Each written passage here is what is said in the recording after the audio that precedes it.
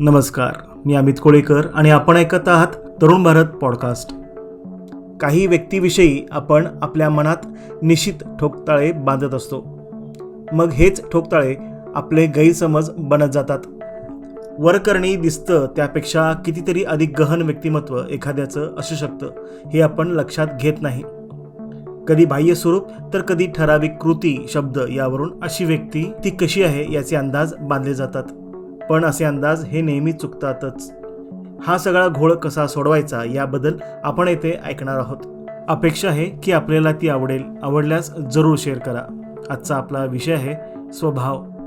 काही माणसं फक्त सोबत राहून उमगत नाहीत, तर त्यांच्या सहवासाच्या अभ्यासातून त्यांच्या व्यक्तिमत्वाचे विलक्षण असे कंगोरे आपल्या हाती लागतात.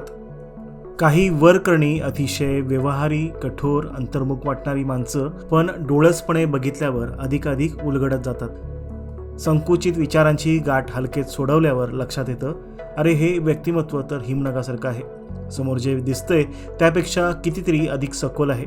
अशीच फणसासारखी गोड माणसं, अंतरंगात प्रचंड गोडवा साठवलेली पण तितकीच इतरापासून अंतर ठेवून राहणारी, मुळात दुसऱ्यांना समजून घेणारी, त्यांची काळजी कळणारी पण निर्बुद्ध बुद्धींचा तिटकारा असणारी, भावनिक, वैचारिक खोटेपणा नसणारी, ज्यांना आपण रॉ मटेरियल म्हणतो, अशी ही माणसं एकदा उलगडली की त्यांच्याप्रती आकर्षण आणि आदर दोन्ही निर्माण होतात. आकर्षण त्यांना अधिकाधिक जाणून घेण्याचं आणि आदर त्यांनी त्यांची ओरिजिनॅलिटी जपली त्याचं.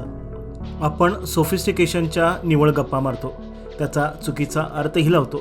पण खरं सोफिस्टिकेशन म्हणजे काय हे ही माणसं त्यांच्या कृतीतून दाखवून देतात. आपण जितके स्वतःशी प्रामाणिक, जगण्याचं तत्त्वज्ञान जितकं क्लिअर, तितका आपला फोकस, दृष्टिकोन आणि व्यापक राहतो. अशा लोकांमध्ये असलेली बेदरकार वृत्ती हा उद्धटपणा समजला जातो, पण तोच खऱ्या अर्थाने त्यांच्या व्यक्तिमत्वाचा प्रामाणिक आविष्कार असतो.